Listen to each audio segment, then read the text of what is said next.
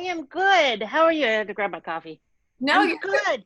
Hey, girl, I Yeah. got you right here. Cheers. Cheers. So it's amazing to see you. It's been a hot minute. It's been a long time. Yeah. So tell people where you're located and just like your background, how you got into real estate investing. Okay. So I'm located in the Pacific Northwest. I'm in the Columbia River Gorge. Okay. And so I'm an hour outside of like Portland, Oregon, and also Vancouver, Washington. And I'm in this just like amazingly beautiful area. And I ended up here because we raise goats. And yeah, and we were doing it in Portland. And we started looking for some property and we found these derelict buildings out here that were like 120 years old. And we thought, oh, yeah, those are for us. And we moved out here. So, and I had done a lot of like dabbling in real estate for just investment purposes and like I sometimes had like an inheritance or something and I'm like I got to do something with this and I understand real estate so I would do that. Well, so more recently about 2 years ago I was just like, we need major chunks of cash. We have derelict buildings. I don't know how the hell we're ever going to fix these things up. And so I was like, I think I should do some real estate, investing. And my sweetheart's looking at me like, what is wrong with you? So I hired a coach and he really freaked out, but he was like, okay, you do you. And got lots of skills that, kind of specialty skills, which was great. And, like learned what wholesaling was and, some other ways of selling those properties, just creative real estate solutions. And he couldn't teach me anything technical, but somehow you guys came across my plate, which was amazing because it was like drive for dollars, like drive around and write things down. Like what? Yeah, what? I did that for just a second and was like, this is never going to happen. Like never in a million years am I going to like hang up bandit signs or drive around with a notepad. Like I don't have time for that. So anyway, so that it's kind of an overview of like how I started focusing on real estate more seriously. So, And then sorry, I don't mean to interrupt you, but just so that people know, like what kind of real estate investing are you focused in? Just so people who, like, are you flipping, buy and hold, wholesaling? Are you doing all of it? I know you said you had creative stuff in there. Okay, so I approach all of it like I can wholesale that. Okay. Like no matter what. Like that's my first thing. And then I don't want to be a landlord. So the techniques that I would use are like buy and like lease option it kind of thing to somebody that will buy it. I don't really want to have to fix up houses either. So a lot of headaches sometimes. Yeah, and actually the story that I'll tell you is a little, there's all these surprises along the way, and I don't really want to have to deal with that. Like compared to wholesaling a property, it is not nearly as easy. I mean, you wholesale it, you're out of it like really quickly. So, I haven't done a lot of properties since I've decided to do this. I mean, literally, I've done a couple. So I haven't I don't know what I'm doing with the enterprise plan. I think I have that because I was mailing so much that I was like, damn, I think I need to up my thing. It makes sense if you're mailing so much to get a discounted rate even more on it. Like like weighs out the price of it. But I think that's what happened. But anyway, okay, so go ahead. No, I want to hear about this story. You emailed me and reached out about this. And so just start from the beginning and tell the whole kit and caboodle. Okay, I'll tell the kit and caboodle. So basically I had spent a dang fortune on DealMachine mailers and I had probably made all the mistakes. I mean, listening to you guys tell us what to do or, give advice. But I mean, I spent like thousands and thousands of dollars on mailers and I hadn't really gotten much response. And I was like, oh man, maybe I just love this app and I shouldn't, like, this is dumb. I'm being dumb. So I like pulled back a little bit. And then I had a couple of people driving that I was paying like, per pin. And I was like, okay, guys, I gotta like chill out. I gotta like reevaluate because I'm spending so much money. And so the moment I do that, I get a phone call. And it's from a, yeah, and it's from a property that a girlfriend of mine had pinned, and his mom had died, and he has a little stack of my postcards, and he's just like, can you buy the house? And I was like, huh, oh, that's funny, because that just came from, like, you know, exactly that. So I reevaluated that, of course, you know, once that happened. But anyway, so this guy calls me, and he, bless his heart, has got like no idea of what to do. He's just like, can you buy this house? And I was like, tell me more. Let's talk about this. Do you have a will? No. Okay. So we're going to need to probate this house. So this is in February. This happens. This is like, oh, yeah, wait, you're going to not believe this. So I went in fits and starts and was not very serious about, I have so much going on in my life other than real estate that I wasn't that serious about, like, you know, focusing on real estate. Like, I watched some of these videos and I'm like, dang, those people are really on it. And then there's me that's like, yeah, I don't know. So COVID, I don't know. So anyway, February, he calls me, and then, so we're trying to figure out if he's got a solvent estate, right? Because I'm not going to, like, he has no job. He has no money. He's living in this house. His mother just passed away after several years of cancer. And I'm like, oh, you just hang tight. Let's figure out if you have a solvent estate. And if you do, then I can work with you, and we'll get, you know, I'll just turn you over to an attorney and we'll get this figured out. And yeah, I'll buy the house. So COVID comes, we still don't know, and everything shuts down. And I was like, now you're squatting there. You just go ahead and squat because they can't kick you out. And we'll wait for the answers, and we'll just keep calling people. So eventually we figure out that he does have a solvent estate. He wanted to sell me his house, his mother's house, for $145,000. He's gonna like profit out of this house, like, I don't know, 5 to 10 or something. I mean, he's gonna walk away with hardly anything, but it matters because he has no income. I'm thinking, well, all right, and I'm gonna just wholesale it real quick. Like, well, I'm sitting at home with my sweetheart, and I'm like, you know, I think I can sell that house, like, without doing anything to it, for like 275 or 260, or I don't know. I feel kind of weird about this.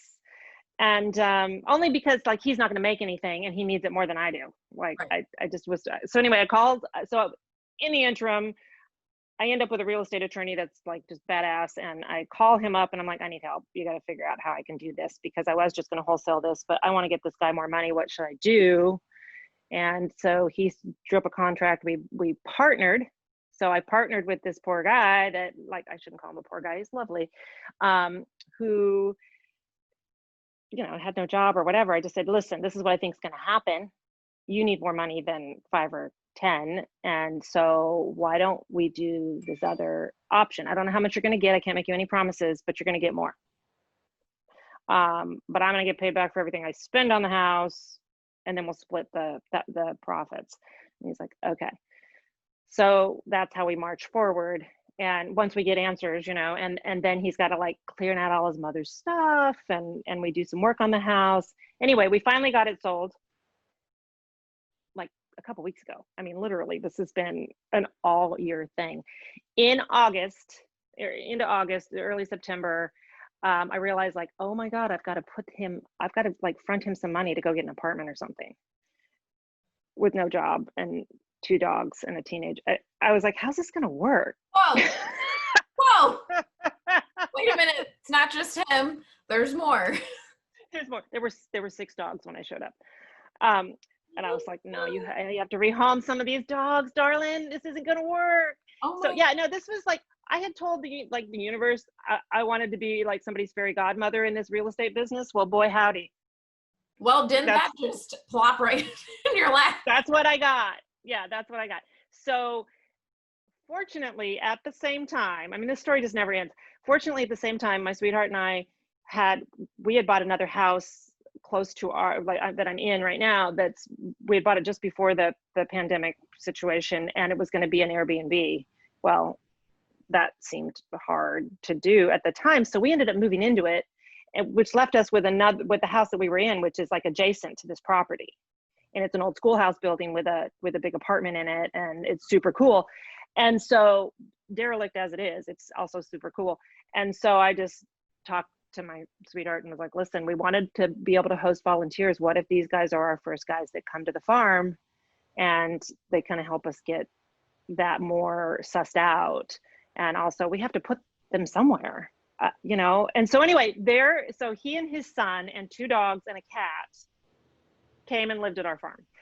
And while we sold the house, they're still here while the probate closes, and then they're off once his money is released, because it's still dealing with the probate. But anyway, so like for an overview, that's what happened because of DealMachine.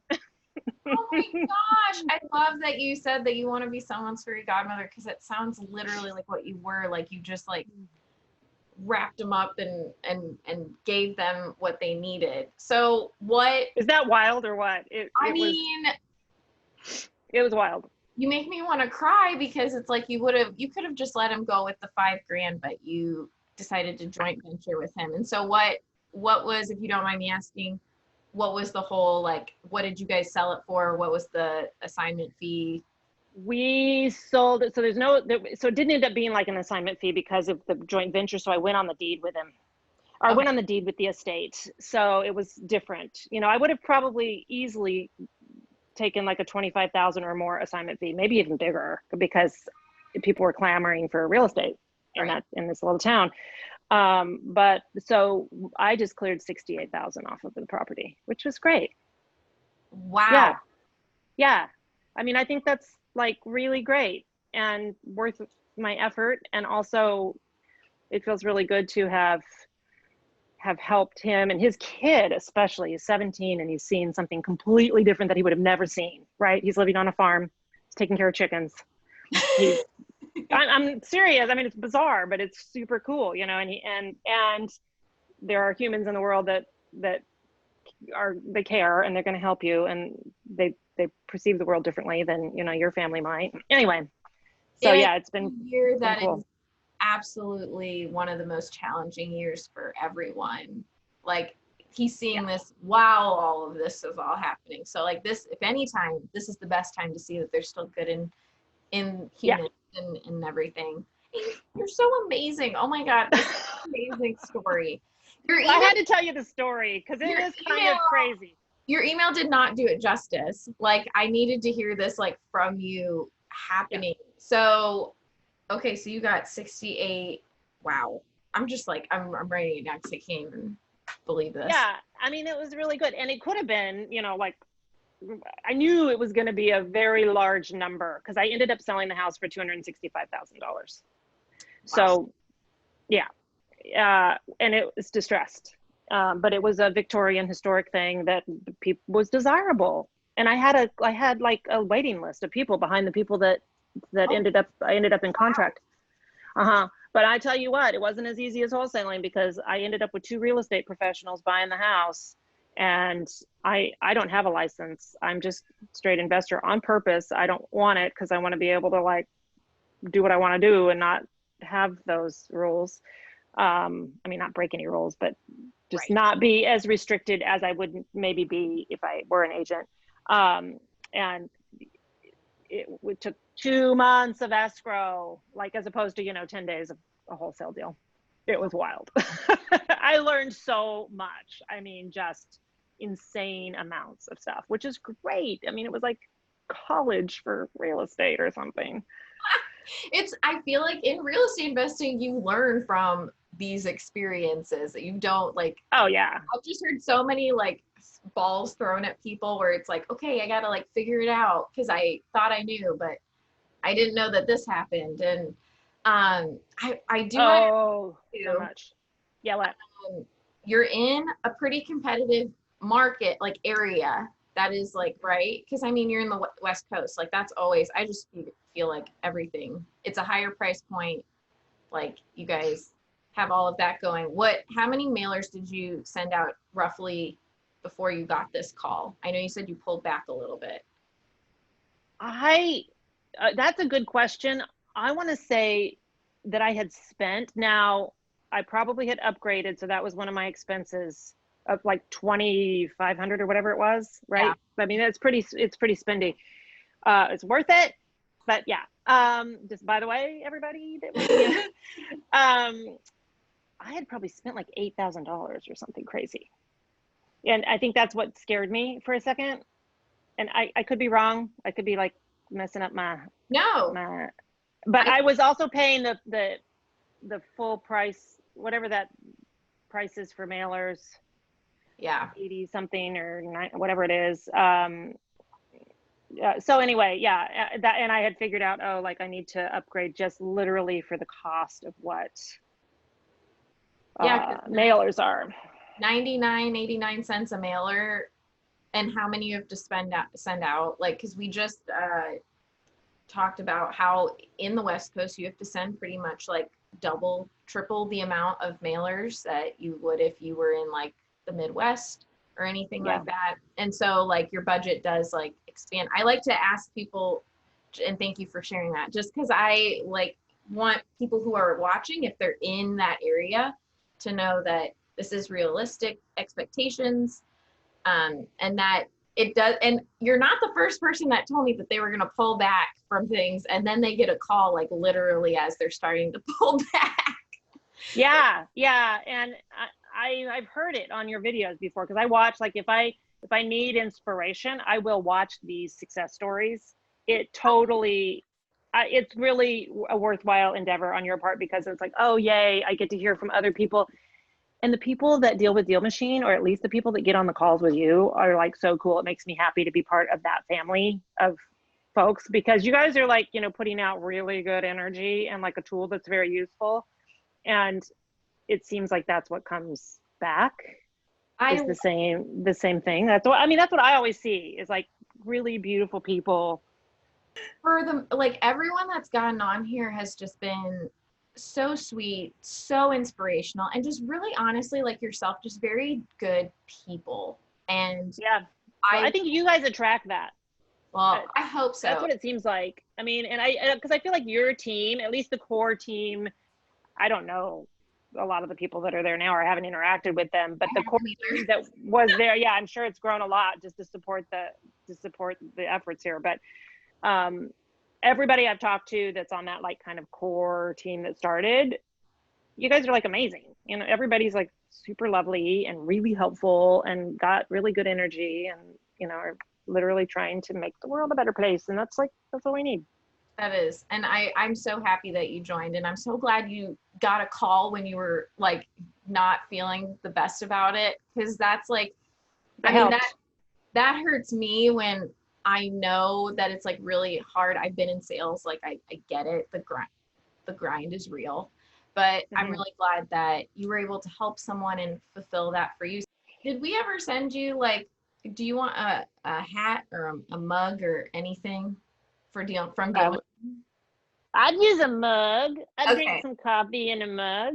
I saw that. Well, you said that, so I'm like, I'll send you a link and you can put the mug in there and it'll comp it out at the end. So I'll send you a link for that. Okay. All right. You talk. Okay. I'd drink some coffee in a DealMachine mug. That's fun. Well, thank you so much for being on here. And it's so good to see you again. It's been too long. Please, let's not do it this long again. Okay. Well, I'll give you my, raging success stories. I'll have to email you. And then also I'll email if there's anything that's troubling on the app that I don't understand. Please do. And let me know if there, like I said, any videos that I don't have up, I will make them. Yeah, that would be cool. Thank you so much again, Amy. And I thank you for getting up at 7 a.m. to do this. I would be up. I just wouldn't I would look like I rolled out of bed. Well, let me know if you need anything, and have a great rest of your day. You too. All right. Happy New Year. Happy New Year. Bye.